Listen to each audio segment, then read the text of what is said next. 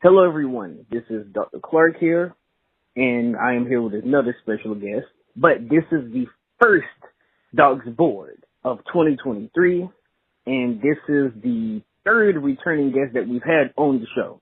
The special guest is a martial arts school owner, a business owner, and someone who has essentially fought in different organized sporting conventions or fighting conventions and organizations before. But you all will know him as Master Kobe Nelson. But I'll let him introduce the way he would like to. Well, Mr. Nelson's fine. As students call me, Sensei, but I appreciate the introduction, sir. You've always knocked that out of the park. Very honored to be here, sir. Yes, sir. Yes, sir. You're very welcome. So, if you don't mind, before we get into the nooks and the crannies of this interview, do you mind letting the viewers and listeners know what new things you get up to, what things you may have planned? Well, yes. At the moment, we're still teaching in the Riverside area. In the last interview, I mentioned to you that we were transitioning into the church, and lo and behold, we've actually done that. And it's been that way for a number of months now. This is Unity Church in Riverside, and that's basically been our hub for where the classes are going on until we can transition into the storefront location. But we've based ourselves in Riverside and kind of gained the following there as being, the leading martial arts group there. So we were fortunate enough to kind of lead a sort of, I guess, impression on these people. The people that are there, locals and whatnot, will come by, try classes, refer people, and we've spread that way. So as far as the teaching has been going, which has been the primary thing, that's been going well. And of course, training has been excellent. I just trained at 11:15 with a coach of mine. We worked out this morning, and that was all good. Consistency is the key, and everything has been consistent. Excellent. Again, for those who know, he was the first, not necessarily just the first martial arts instructor, but he was the first martial arts school owner that we've ever had on the show before. So he helped us make history, and he's going to help us make history today. That's because this episode of On the Couch with the Dogs Board, the main crux of it is going to be around a special and interesting story about Mr. Nelson's martial arts journey. A story that he told me in great detail in quite a few years ago. It is how he obtained his first black belt. Just to start off, Kobe. Yes. How did you start off on the journey of getting your black belt versus the lower rank that it took to get it? Well, typically in any of the styles that you go to that follow a belt system, that would be karate, taekwondo, things of that sort. Your underbelt ranks are what they might call Q ranks, and that's any belt below black belt. White, yellow, blue, green, however it goes. And everyone has a different rate of time it takes between each of those. Now, as you know, I started a number of years ago, probably now it's 11, when I was actually in middle school.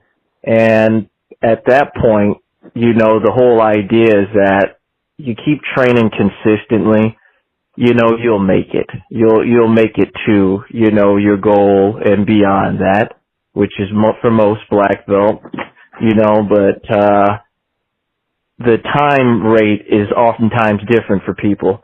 One thing that I always was good about was showing up, being consistent, and practicing, so that would oftentimes make it to where I could get to those ranks when the time came and meet the standard. It's like benchmark testing in school that we all know about.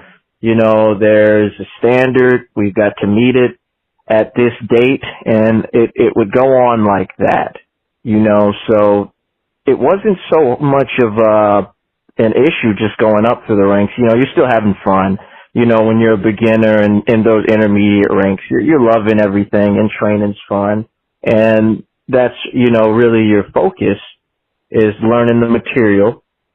And it wasn't so hard to get to that point. You know, it wasn't so much of a worry or a concern getting through those underbelt ranks or, you know, learning that material. So long as you practiced and you were diligent, you would be all right. And that's how it was for me most of the time. Is I practiced, I would be in class as often as possible, very rarely miss days.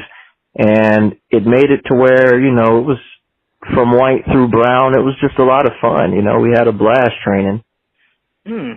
Well, I respect, and I know many of the martial artists who listen to this, including the ones that I've interviewed in the past, the amount of dedication that you have is indicative, I would say, of how you train your students and of different videos that we have seen of you training and things of that nature. But now we're getting into this question. Why did it take you so long? Because how long did it take you overall to get your black belt from the brown belt? Well, if we're going to count all the years, I want to say this took 9 years, actually, just about to make it to black belt. And if memory serves me, because now it's 5 years removed and things like that, I had been a brown belt for probably 3 years, which is typically, you know, somewhere around the time requirement. You know, I wasn't necessarily watching the clock, but on the whole, it did take me a lot longer than most when it came to becoming a first degree black belt, you know. Yeah, there's, typically in most schools, it would be 3 to 4 years, you know. That's probably the average, that I've found from having students and meeting people, 3 to 4 years, and you would be very proficient at that if you trained diligently and you respected your art and you were dedicated to the craft. You would be a very, very solid first degree in that time, you know. Okay. So, with that being said, as I know, but I know the viewers and listeners, a lot of them may not know, there was, and I hate to even say it like this, but there was a lot of conflict that you had to go through basically once you essentially had earned the belt. So, or were going to earn it. So do you mind talking about that at all, or? Oh yeah. Well, we could go there. See, because what it is, and it'll be a good, I guess, lesson for all of us, you know, is that when you're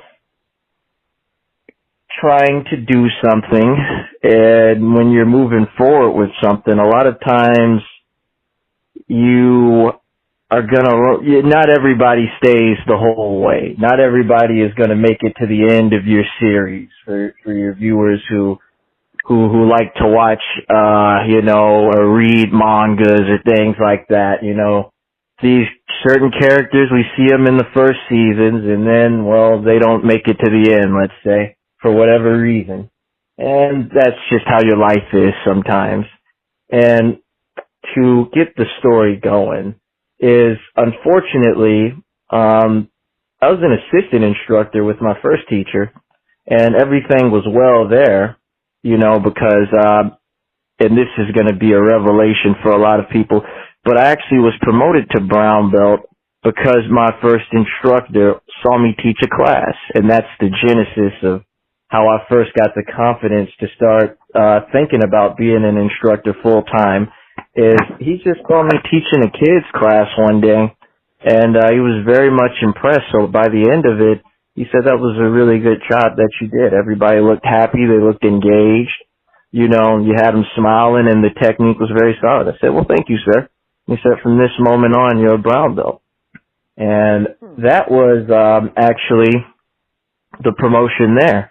You know, no test. That's how it was, because he saw the ability. And he said, we'll work on getting you towards black belt. You'll do everything you need to do to get there.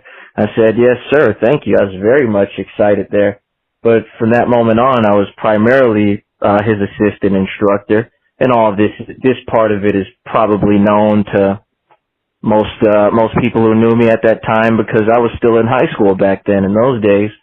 And as soon as I would get out of high school, I would be going right to the dojo, which at this point we were in Ponte Vedra, and I would be helping my instructor teach. So that was the first sort of next step, because as you guys know, and I want you to think about this in school for those of us who aren't necessarily in martial arts or anything like that. Getting to those ranks of brown or red belt, in the case of those who are doing Taekwondo or Korean art, you are essentially in your later stages of high school. Your 11th grade, your 12th grade, things like that. And we would liken black belt to graduation, even though it's really not, but we'll liken it there. So when you're in those stages, you're really polishing everything up, as you would be when you're making sure your credits are right to graduate. So I was doing that nonstop as a brown belt. I never stopped training. I was always working out, and just everyone knows that from the people involved in all this. But when it came time to, get me closer and closer there, unfortunately, two very tragic things happened. The first one, and it just still breaks my heart to this day, is that my first instructor, Lee Barton, he passed away of liver cancer in 2017. And I think about it often. And it's sad, because it made it to where so many of us, lost someone who really gave us, a path in life, wayward. And when that happened, the second tragic thing is that all the schools closed. And that was for the reason that, without your leader, it's hard to do things. And I'm sure you can understand that. What would the Doc sport be without Doc, So when that happened, at the time, of course, I was still a brown belt, and, there wasn't really any chance of making any sort of test. But beyond that, what broke my heart more about this was just seeing the schools close. That really affected me, because I had been there for so many years and watched it transform so many people. And thinking back to what we talked about, he believed in me to be an instructor. And that was something that he had always really said, even when I was younger than that, and when I was 13. I remember one day we were riding down Lim Turner Road, and we were talking in the car about his first school.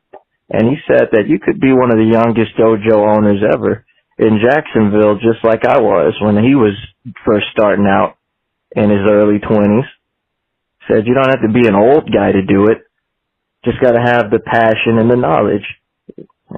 That stuck with me, so much so that I had started to want to start up teaching after he passed. But the thing that was the dilemma was that I was still a brown belt at that time. Now, think back to what we said a few moments ago about when you lose your leader. A lot of times everybody else just sort of kind of scatters. It becomes like herding cats trying to get people together to do something. So there really wasn't anyone that was in line that really could promote me, essentially. And that kind of caused a little bit of a sort of like seeking out, because, no one can ever replace your first teacher or even your second teacher, But when you need the help for someone to get you credentials, so to speak, or to even help you get along, to further your knowledge, you've got to find that person that'll help you grow. Now, the conflict came in with this, and I want everybody, the listeners, to sort of remember this saying is, the blind can't lead the blind. That's one of the things I had to learn about 5 years ago. So someone who has never been there, never done that, can't really help you. And unfortunately, the person that I ended up sort of having to fall back into their hands, so to speak, was never a successful school owner. He was someone, again, that our instructor, we both had the same instructor. He was a black belt, but only a first degree. Okay?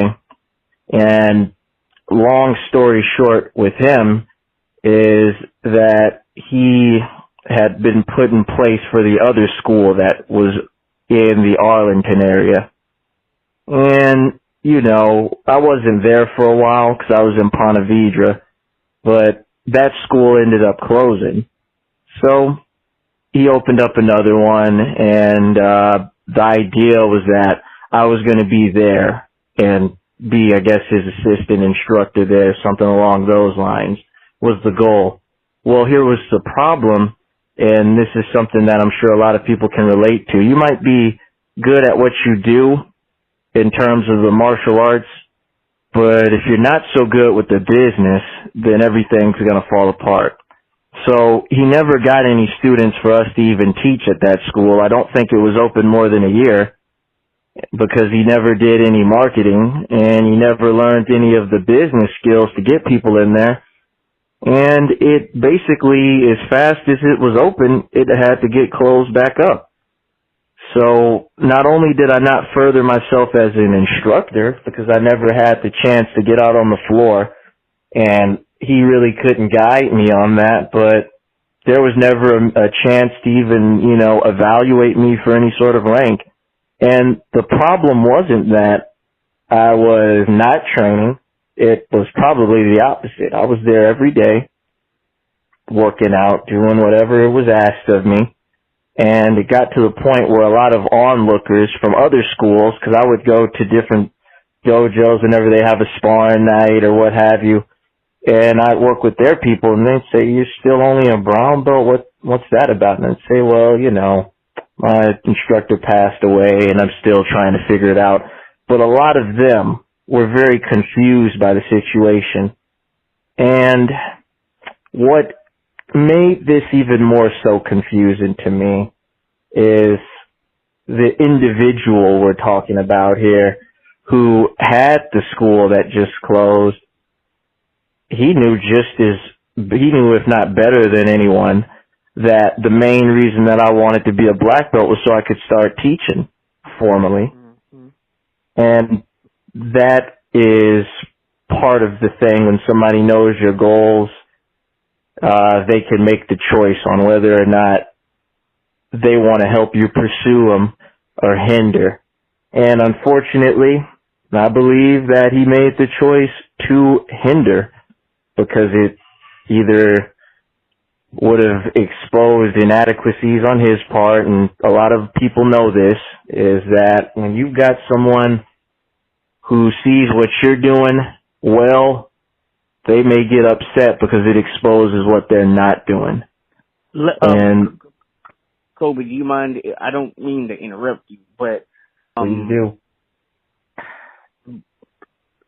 Before you continue with what you're saying, I'm just going to ask this. Well, technically two questions. One, how much older was this person than you at this time? Oh, well, had to be, if I was 17, he'd probably have been in his 30s, 35. Okay. Yeah. And then two, has this person, again, I like how you're being tasteful and not saying names, but did this person showcase a form of, because what you're describing to us, it sounds like jealousy. Mm-hmm. How has he showcased that before in the past for you to come to that conclusion? It didn't start until I got older, because when you're a kid, you're not a threat to someone's position, and you're just another student in there. But it becomes that way when you get older and you're more aware of things, and you can be in a position of authority and leadership is what it boils down to. because, like I said before, we both had the same instructor, Sensei Lee, and he would put me out there to teach several groups. And this is all well known. And when I would teach these groups, a lot of times I would just be able to do it without the need for anybody else to have to keep their eye on it. You know, it was entrusted to me, you know, in the ranks of purple and brown. And for whatever reason, when that would happen, you know, you have someone else who has, it was a personality thing, he and I, two totally different individuals. You know, the thing with me is I was a different type of instructor than he was. So we could be on the floor at the same time. I could be working with a group of younger kids. He could be working with the others. And well, my group, we'd be having a little bit of fun, you know, still learning our technique, laughing. Because one thing I did as an instructor is you'll respect me for the fact that I'm here with you and I respect you. And you understand that I have skills, so I don't have to scare you. I don't have to threaten you with violence, and I don't have to talk about how I can rip the guy's groin out and gouge his eye. That wasn't what I had to do to get the point across. That was what he had to do. So we were very much fundamentally different. And it didn't start to be to where I could notice there was a little bit of jealousy of some lower kind is when I started to get on the floor with him. In those last few, I want to say, weeks of that school even being there, you know. And at the time, did we have to ever address this, have any problems? Absolutely not. But it wasn't so much me. It was how everybody else received me, how their reception of how I did it and how I taught, you know, that probably made him on some level feel inadequate, you know. Wow. But thank you for answering that. But yo, I would still like to hear more about what happened after the school closed down. And yes, and then he ended up getting a second one closed. But that was, yeah, he just burnt it all up, you know, and at this point people could probably infer from everything I put out that if I had a school at this stage, it surely wouldn't have gotten closed in a month. I think we can all make a safe bet on that. But wow. The reason for this, and again, like I said earlier, and I hope our listeners can take this away, the blind can't lead the blind to the so-called promised land, because both of us are going to hit the wall. So when he hit the wall with that school closing, by proxy, I hit the wall too. So at this time, I was really trying to make a career out of this, okay? I was really trying to take this to the level that I knew that my instructor wanted me to take it to. And that was going to be owning a school, teaching, and being a staple of your community. And all these things I imparted to him. I told him all these things, and thankfully, you know, I would accomplish them. But at the time, now that I look back on it, that's probably what induced more of him wanting to hold me back. Because whenever someone would ask him about it, okay, well, why don't you promote him?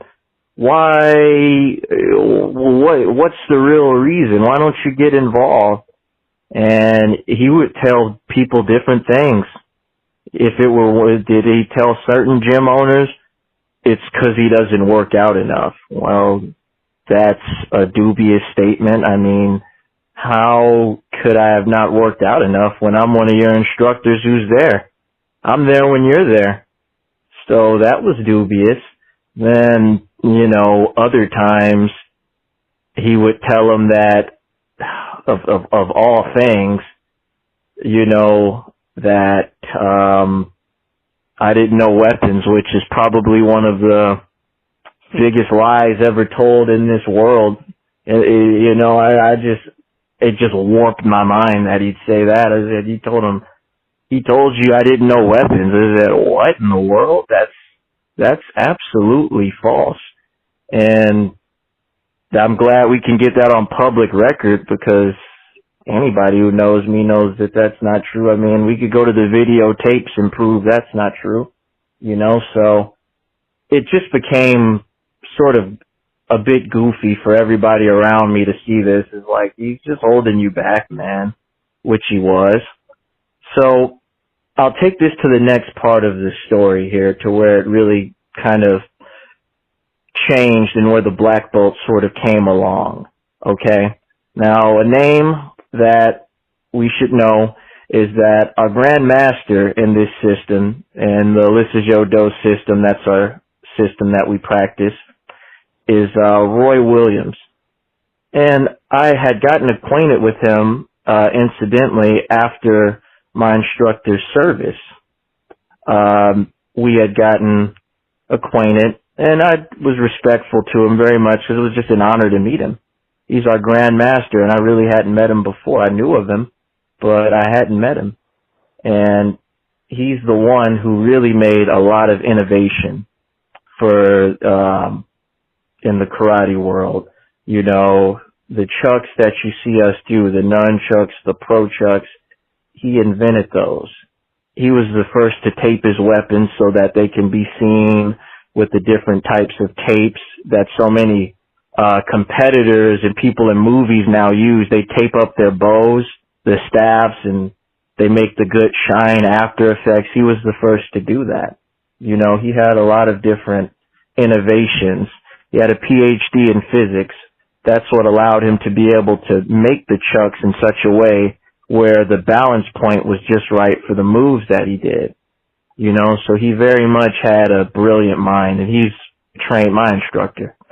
So I absolutely would always show him the greatest respect possible, and I never will, say a bad word about him. There's just no way. So when we had gotten acquainted, one day he let me know that if you ever wanted to work out, I'll be, here for you. And he didn't just make that for me, he did it for anybody who wanted to. And I said, absolutely. Now, when I did that, I said, I'd absolutely love to work out with you. It wasn't to get a black belt or anything like that. It was to further the knowledge. Because if you got the chance to train with the founder of something, and you want to get better, as your instructor would want you to, you would do that. So, when I did that, it upset the individual we mentioned before. Now, why would it upset him? Because when people are very small-minded, they think that loyalty is a very fragile thing. They think that the ties that bind are so fragile, they can break with the wind. So he just took that as treachery, which is kind of funny, all at the same time for what he did, but we can't get into it just yet. Maybe someday, but he's a can of worms in himself. And after that, of him then severing ties and continuing his tirade about telling people that now not only is Colby not working out, but now he's a traitor.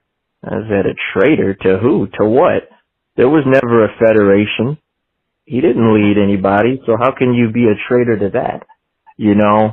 And not to mention all the people he'd alienated. Again, like I said before, different personality types entirely, he and I, with how we taught.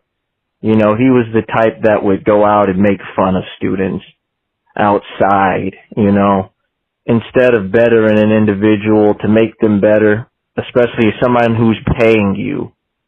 He would be making fun of them, never would take it seriously to help them progress, and that just really wasn't me, so one way or another I was going to make a break from him, but he just did it all by himself, is what happened, because after that, when I started working out with my Grandmaster, he just decided to totally go on his tirade and tell everybody that, Colby went off and he's a traitor behind our backs to get his black belt.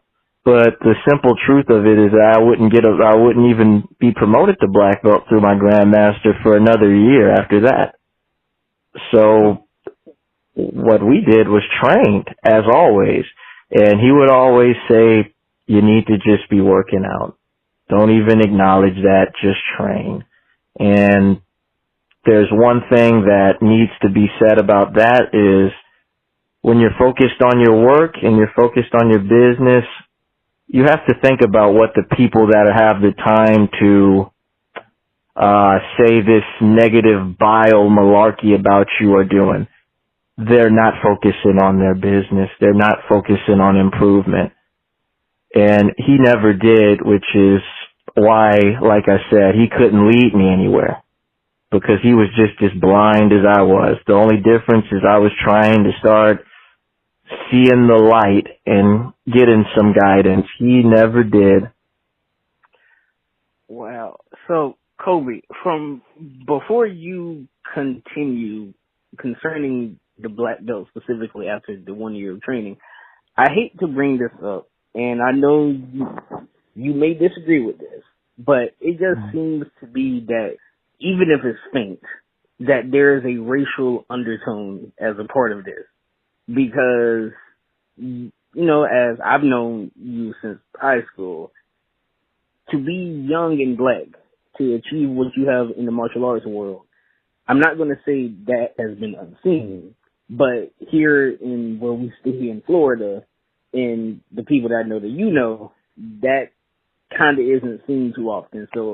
But I can see how there could be racial undertones in that for you to have achieved and gone as far as you have, and for a person to not really like that. Well, you know, if ever there was, he would know it in his heart. You know, only he would know because, as far as it goes, or as far as I'm concerned with whatever was, the malfunction in his system, it could have been many things. You know, I wouldn't call him necessarily that, but then again, only he would know in his heart. And I'll just put it like this. He didn't have the best of values, so there could be something along those lines, but I don't think with me in that situation, you know, he just really lost it over the skill discrepancy and in what I was becoming it just challenged too much of his position, and it probably only made it worse. If that was an element, then I can understand why that made it all the more worse for him, you know, but I cannot say for certain. I wouldn't say, you know, because for a while we were good friends and everything was going good, but it only became bad when I proved that I was ready to do more, and he just couldn't cope with it for whatever reason, and he still can't to this day. Well, I'm sorry to hear that, but concerning your tenure with Grandmaster Roy Williams, how did that go, and what eventually led to him basically awarding you your black belt? Well, it was great because it was so much more one-on-one, you know, and it was truly an honor to be able to be with someone who teaches things almost as a college professor would. It was so much more in-depth than what you might imagine for different concepts and different types of movements and why things are the way they are, why a technique is as it is. Because a lot of what he does is so much rooted into critical thinking, you know, and he was very pragmatic with what he would show and why things were the way that they were, because he made every single pair of chucks that he owns. You know, every nunchuck, every bow he made, you know, and he would talk about the different weights of what they were for and what they were used for and how different self-defense moves would work for him. So it was really sometimes you would learn something and it wouldn't dawn on you exactly what he said until maybe later on the car ride back. You know, that's just how deep he would get. And that was good for me because a lot of times when I'm learning something, you know, you want to get to the chase, but it's good to really, really have someone who can thoroughly break things down to you. And beyond that, he was a very philosophical person. He was very much lived up to the title of Grandmaster. You know, he would always say that, you know, when you help people and you're helping, your duty when you have the ability of martial arts is to not just protect yourself, but sometimes that means protecting someone who's weaker than you, protecting someone who can't protect themselves for whatever reason, protecting animals. He was always really big on that, you know, and those are values that, you know, I had, but he reinforced them, and he was such a very serene guy at times, you know, and also cool. So it was sort of like Mr. Miyagi and Yoda, you know, put together. So it went well, and a lot of it was first spent just polishing up that first year and getting to know, you know, how things would work with him.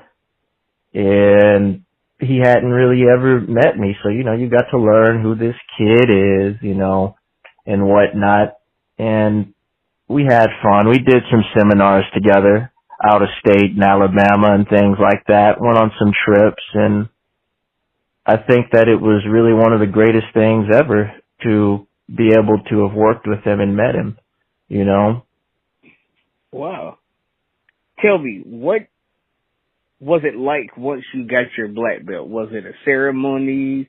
Was there people there, like your family, friends? Like, how was it? It was mainly in two parts. You see, because at the time, Master Williams was of the philosophy of you're earning this rank day by day, you know. And we didn't just work out like a lot of these classes, you know, are an hour, then you're done. You see, he worked me out the way that he worked out my instructor, who, by the way, because he was in the Navy, he couldn't train as consistently with them. He had to be on and off. But we would work out for hours at a time. It wasn't just, 45 minutes and you're done.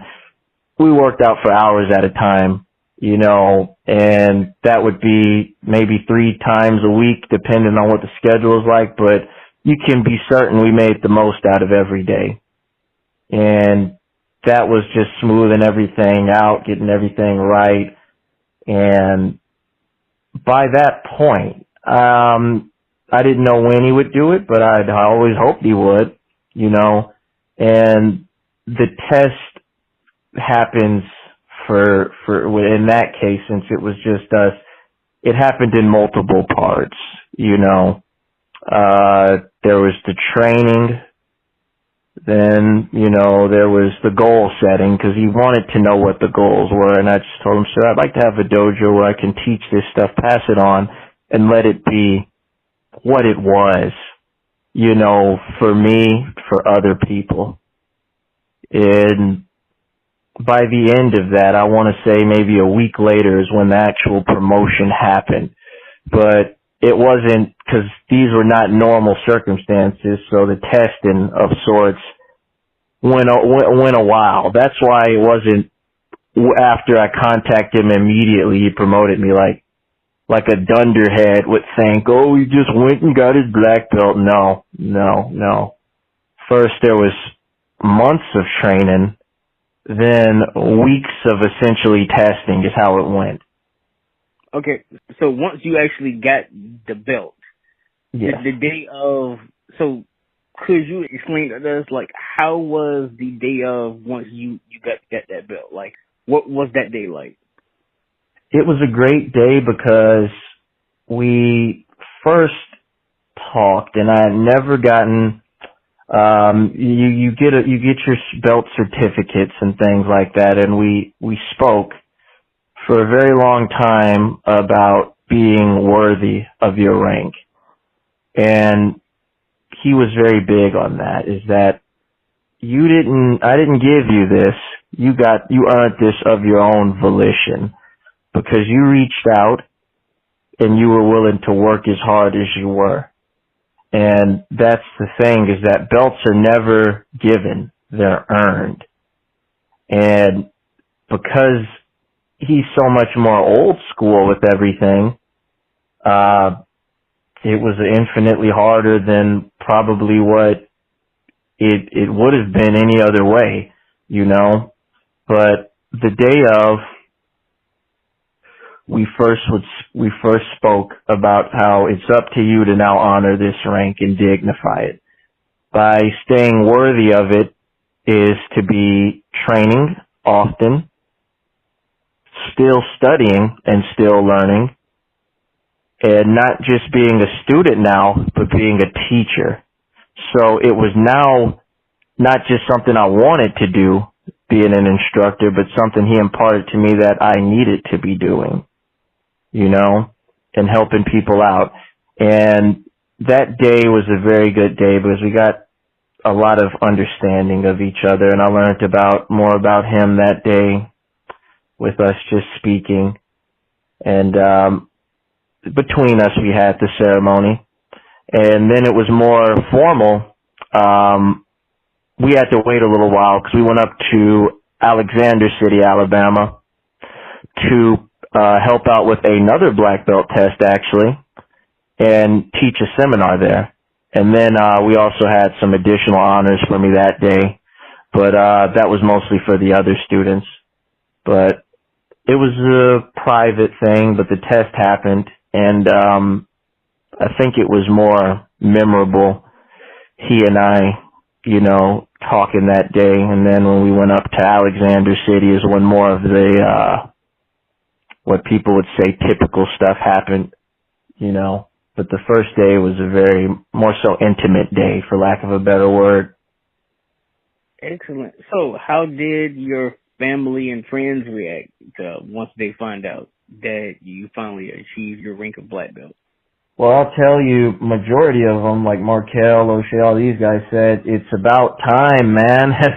You know, majority of them were already black belts themselves. Any of them that I had as friends in the martial arts were more or less already at the bare minimum, a Shodan, which is your first degree. And they had wondered forever, why aren't you a black belt? And, you know, it'd take too long to explain to them. I mean, the stories that we just covered, like, how could I even keep them there that long? So everybody was, of course, happy. I know that a lot of these tournament people were happy because they saw me for 3 years coming to compete as a brown belt. And then the people that I had fought against the last year and 2 years were promoted to black belt. They said, well, what are you doing kind of here still as a brown belt? Are you sandbagging? I said, no, sir, I just haven't gotten, you know, I haven't been promoted yet. So that kind of kept happening at some of the tournaments I would go to for the year and then the next year. So that was over. That was another weight off the shoulders. And I was teaching, actually, as a brown belt at that time still. So students kind of were surprised one day. The few students that we had back in those days, they were like, oh, wow, you finally made it. I said, well, yeah, it wasn't up to me when. You never choose when it's time. You know, you just keep doing what's asked of you and what's expected of you. And when you're ready, you will be promoted. And people were just happy, and they understood that saying that I gave them, because I would tell each of them that same way. When you're ready, you will be promoted. I'm glad that everyone reacted, because I know especially like Markel, and I know like your parents and your siblings and everything were very happy for you as well. I know I was once I found out that you had achieved it. Yes. Well, thank you, sir. You are welcome. So now that you've explained the bulk of the story, we're about to enter into the closing parts of the interview. So one of the last questions I would like to ask you, sir, about how long between you got your black belt and did you start teaching? Okay. So what really happened was, I started teaching in this for whatever reason. It hasn't even been, it's probably been 5 years now, but for whatever reason, so many events happen, you forget a little bit. But I started teaching in the early stages of it. I was teaching as a brown belt. Reason being, because my sensei wanted me to do it. He had already said from the beginning, and people don't know this, you know, how close we were, is he had already wanted me from the very beginning to be teaching, you know. He always wanted that. And this is for when you started your own school, right? Right, absolutely. And, you know, I've been teaching solo for 5 years now, just so we can make that clear. At the time of this interview, you know, 5 years on my own, and then it would be really 8 if we were to count the other years of being assistant. But he wanted me to teach on my own anyway. He always said, you should get a small group together, you know, and work out with them and work them out on what you do. You know, he'd always been, a proprietor of that for me. So I just said, I'm going to just stop, you know, making all the effort he put into me in vain. I'm going to stop wasting time. I'm going to do it. And I had people who were saying, yeah, you should do it. Then they changed their mind and said, nope, you know, get in the runaround and all this stuff. And, you know, if you never decide for yourself to make a move, then the move's never going to get made. Sometimes you got to make the move, and, well, people will get over it eventually. You know, they can only cry so much about something before they run out of tissue to blow their nose with and lick their mortal wounds. So yeah, some of them, well, why are you teaching as a brown belt? Why are you doing that? Well, because last I checked, ability speaks for itself, and that's something the martial arts community needs to understand, is that rank is only so much of the, you know, overall pie chart of what this is, because ability is what you should be looking for. So I had started teaching as a brown belt probably for a year, you know, and of course, while I was doing that, this was in Lonnie Miller Park, by the way. I'm sure you know it well. Mm-hmm. And I had done that for a year, and thankfully, you know, I had still never stopped training and never stopped competing for that matter. And what also helped was my grandmaster wanted me to be on the tournament circuit, you know, and 2018 was my best year as a brown belt, and my last year competing as a brown belt. I had fought in 5 major tournaments and didn't place below second in any of them. It was either second or first. And that also factored into the test because I didn't have a lot of sparring partners at the time and things like that. So he really wanted me to be out there. And it got to the point where I worked so hard that I kind of pulled my hamstring right before the U.S. Open, which was in Orlando in 2018. And I was actually fighting with my hamstring kind of being pulled after I went to the doctor for it just a couple weeks before. So I thought that was interesting. You know, the dedication was just crazy. So I only had been a brown belt teaching for 1 year, and at that same time, that whole year, I was still competing and training. Wow.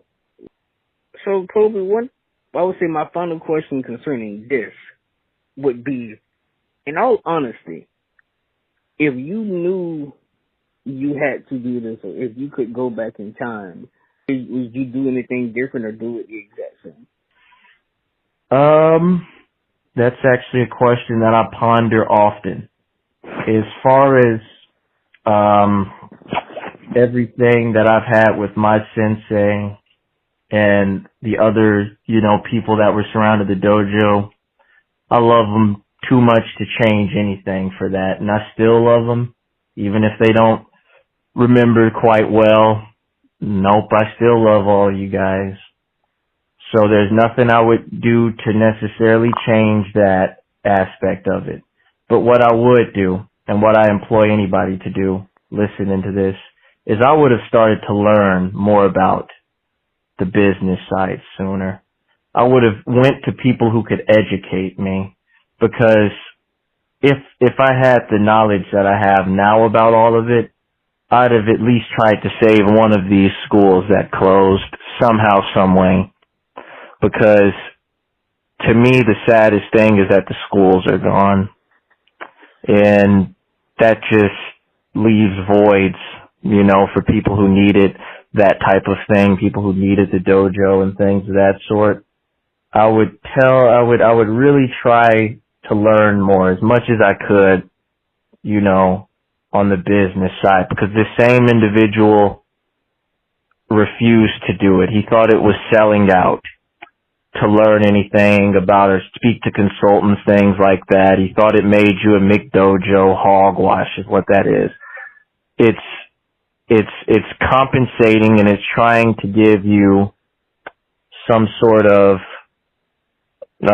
just feeling of, oh, it's okay to be inadequate, which is unfortunately something that I got from him, which I had to get rid of.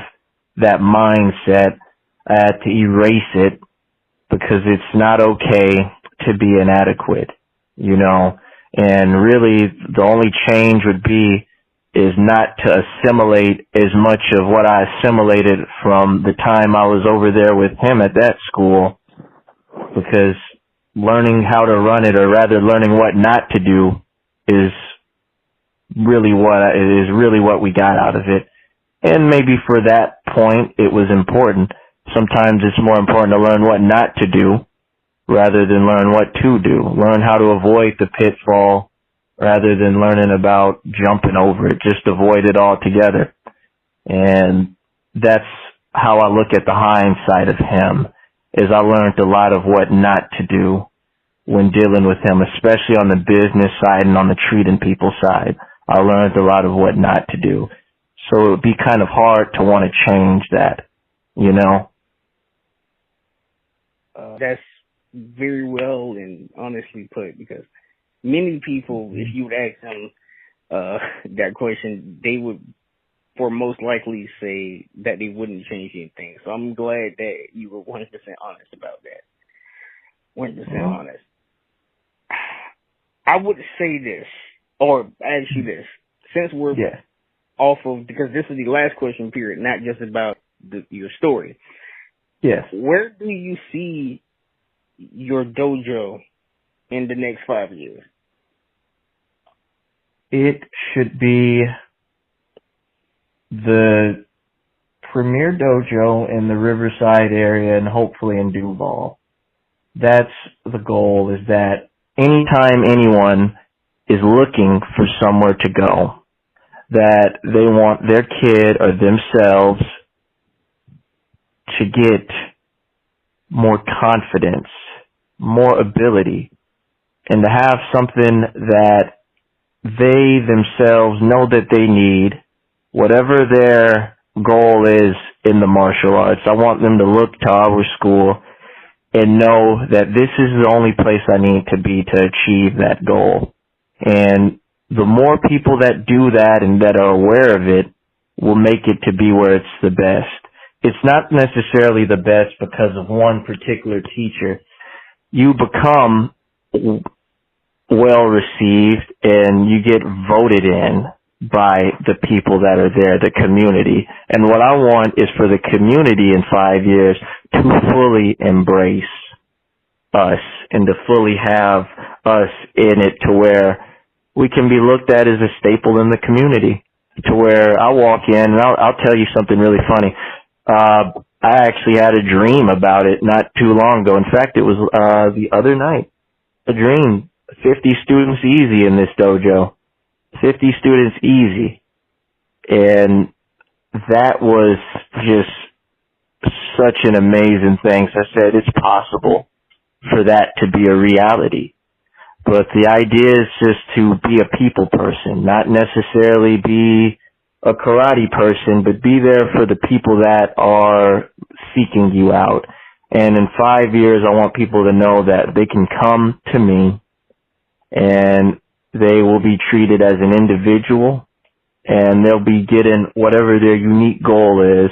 And when we can have more happy people like that, we'll have 50 plus people in the best dojo in all of Duval. Wow, I can see it happening, and I know many of our viewers and listeners can definitely see that happening. Hey, most likely shorter than the 5 year time span. Well, God willing. Yes, sir. God willing. So, Yeah. I would like to ask you this, Mr. Nelson. Do you have anything to ask us, to ask the viewers, anything to say to us, to say to the viewers, or just say or ask, period? I'd always say to our viewers, because I don't think that any of them are going to go through that type of situation in the same context of martial arts, but for all we know, they could be going through that in some other context. And just for the viewers, if you take anything away from this, is whenever you're learning something, and I got friends that are in day trading, friends that are in real estate, friends that are in all these other more high-end business fields, is that I don't see how you can learn from someone who's never done it. How can you be successful or learn how to be successful from someone who never was, from someone who makes excuses as to why they're not? Look out for those types of people. What you should seek is to learn from someone who does it. Get the systems. Be a person of knowledge, okay? And that is what will make you in turn successful. When you learn not what it is that I'm not doing, learn what they are doing. Only they can critique you, someone who's successful. Make that your mission, is to learn from someone who has done it. And then you are not there to try to level with them. You are there to learn and be humble, as is the martial artist way. Whenever I go in to learn something new, it doesn't matter what my previous experience is, because evidently I don't know what you're about to teach, sir. It's the same way. When you're learning anything from anyone, let them show you, because successful people a lot of times will be willing to teach and help someone who's serious about getting to the next level. And if you want to become a professional at what it is you do, seek out other professionals and learn from them. Don't bother wasting time with people who have never done it. It's just not going to be anything that'll get you to where you want to be. So again, the blind cannot lead the blind, but it's up to you to become someone who has the knowledge to take things to the next level. Even if no one in your family's done it, no one you know has done it, you can do it if you learn the systems and you're serious about it and you're tenacious. Thank you for that, Master Nelson. If that will be all, where could, Sure. as a reminder for those, where could everyone follow you, your martial arts, and your martial arts education? We're on Facebook, Instagram, and we've got a website, Colby's Karate Club, and that's with a K. So it abbreviates as KKC, not KKK, as so many like to joke. That would be kind of bad. So KKC, and you can find us on Facebook, Colby's Karate Club. You can find us on Instagram, Colby's Karate Club, or you can just type in colbyskarateclub.com, www. Of course, or if you type in actually on Google, Karate in Riverside, we'll always be the first to pop up because we're the only ones here in Jacksonville. Well, you heard everyone. For definitely the YouTube version, as always, which will be the last version out, we will definitely have that on the screen and in the description. But Kobe, I would like to again thank you for coming on the show again. It's always an honor to have someone, especially someone like you, on the show. How candid you were with this, and how tasteful you were when you were describing even the negative situations. I wish a lot of people, especially people in media and even in regular everyday personal life behind closed doors, had the level of candidacy you actually had. So I respect that. Appreciate that, sir. And if I can say one last thing, is that at this stage in my life, and hopefully our viewers can get there too, I'm sure a lot of you can relate to this.